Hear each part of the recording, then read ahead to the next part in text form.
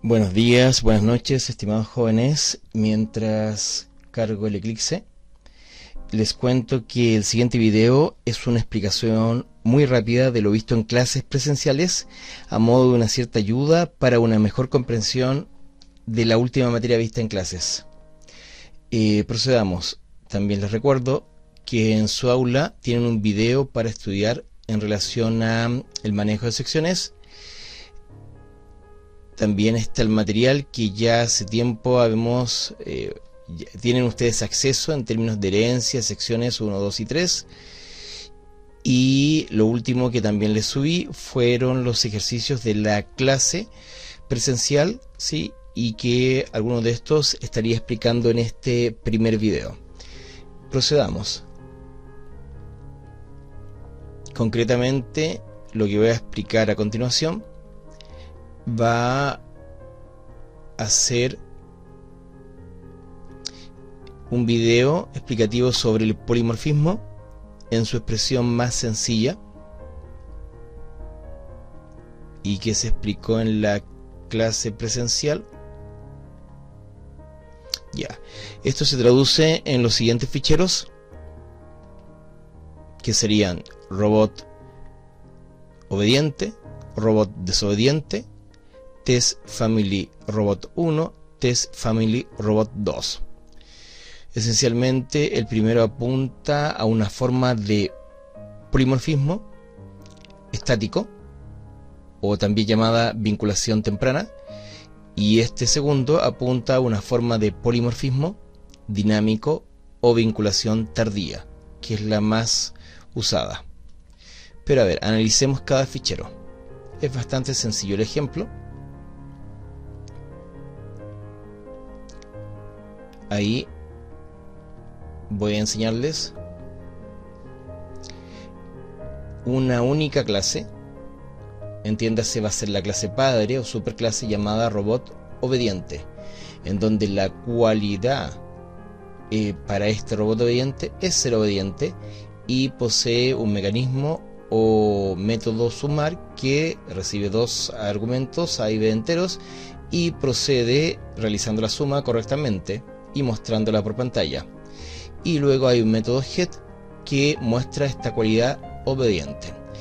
Bajo esta clase vamos a definir una subclase llamada robot desobediente, que extiende a robot obediente, en donde la cualidad va a cambiar, pues es desobediente, y el método acá importante, jóvenes, sumar, si ustedes se fijan con este triangulito, va a ser alterado temporalmente, o sea, va a ser sobrescrito, ¿sí? De modo tal que no realice la suma y manda el mensaje no molestar, no sé sumar, ¿sí? Adiós.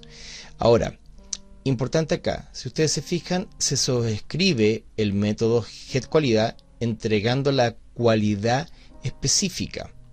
¿Qué pasaría si quito esto? Veámoslo incluso. Lo vamos a comentar.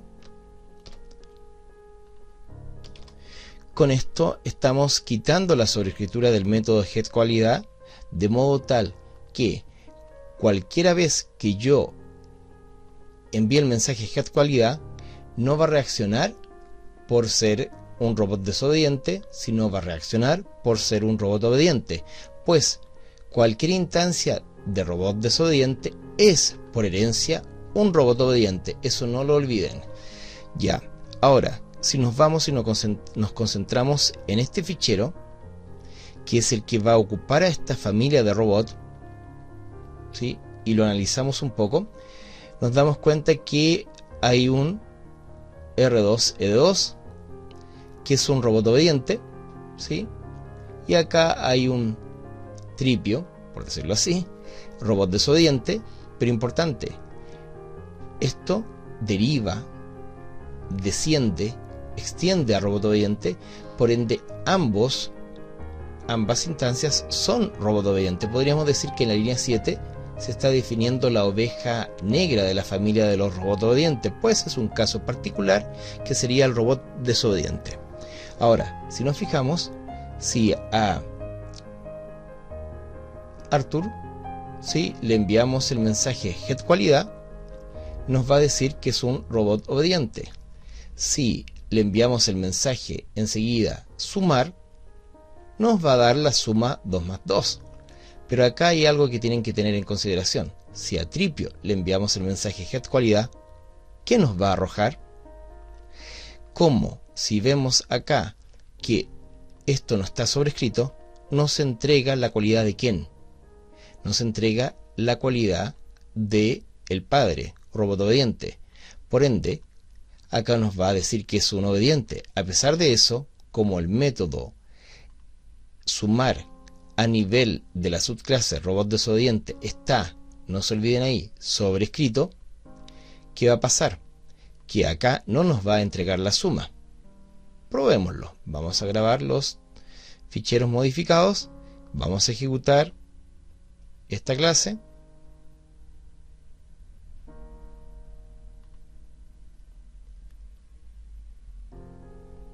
Está un poco lento mi equipo.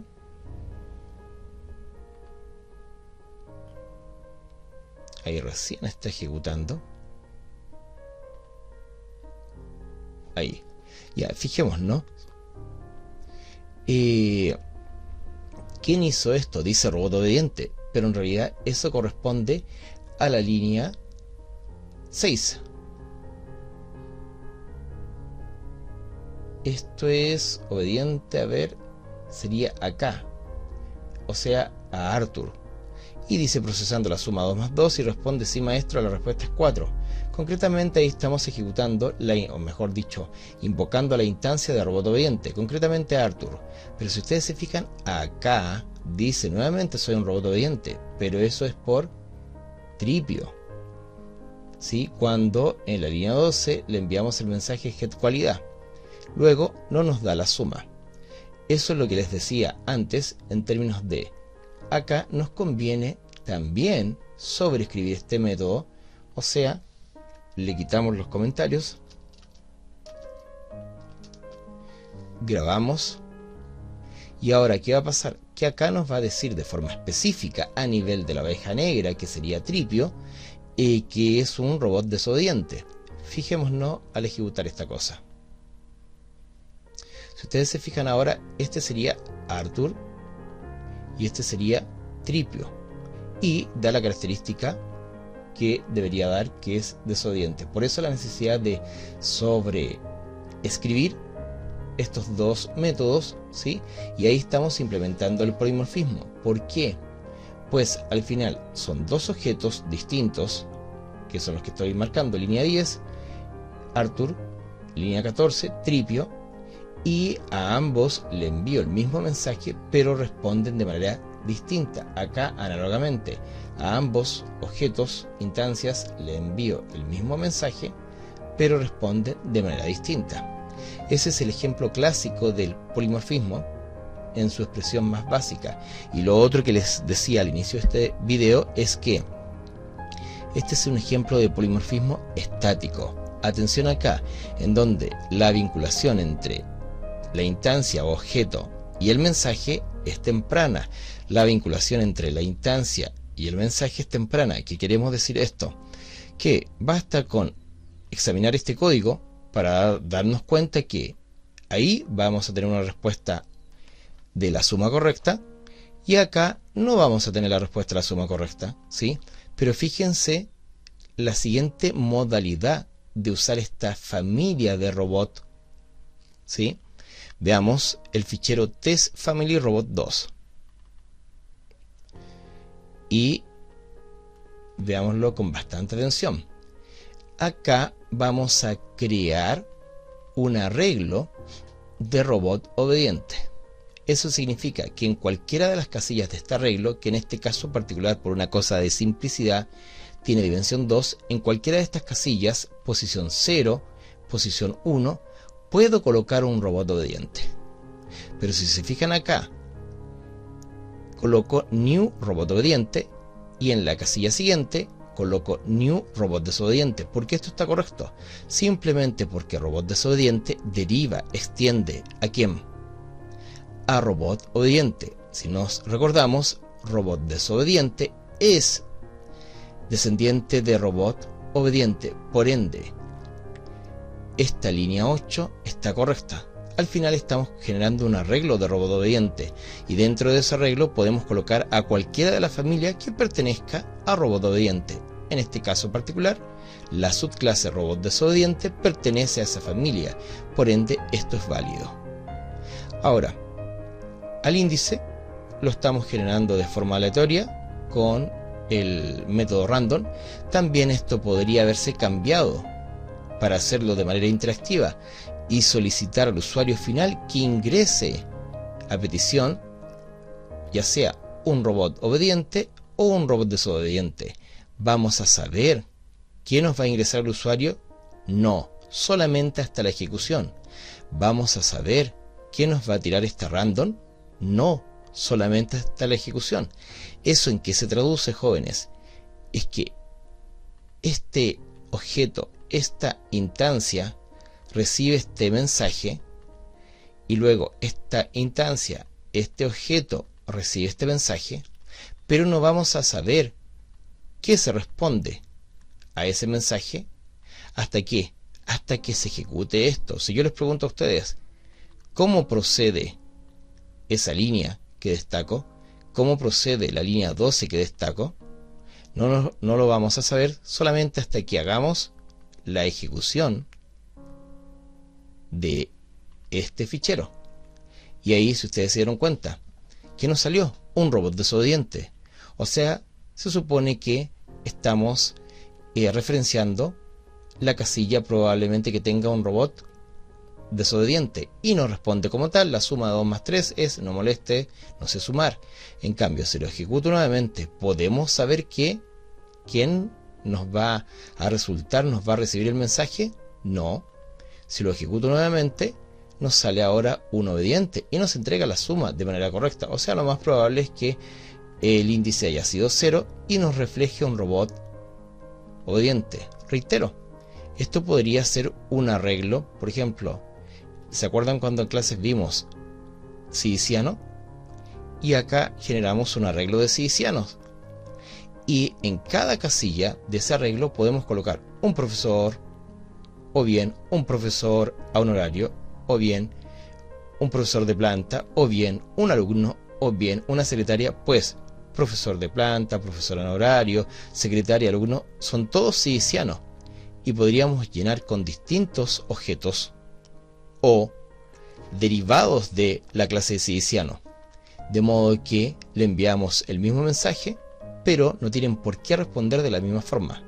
Acá lo importante a destacar comparativamente con este otro fichero, la versión 1, es que en esta versión 2 esto se llama polimorfismo dinámico, o lo que también suele usarse, polimorfismo con vinculación tardía, pues el objeto se vincula con el mensaje o el método, el objeto se vincula con el mensaje o el método tardíamente, ¿sí? Que es el polimorfismo más usado.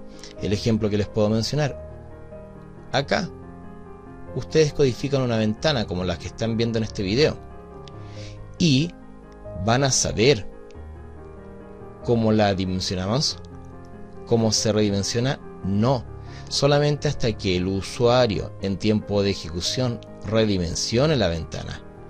Y podríamos colocar otra ventana y otra ventana, o sea, objetos que responden al redimensionado de ventana, pero cuya ejecución se hace cuando el programa se ejecuta, y no podemos saberlo antes cómo va a ser el comportamiento, el redimensionar de la ventana.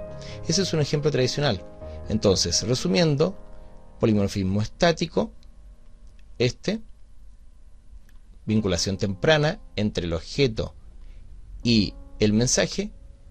Polimorfismo dinámico, que es el más usado, en donde la vinculación entre el objeto y el mensaje es tardía, ¿sí? Recuerden, con la sobreescritura de estos métodos gestionamos, en el caso de Java, el polimorfismo.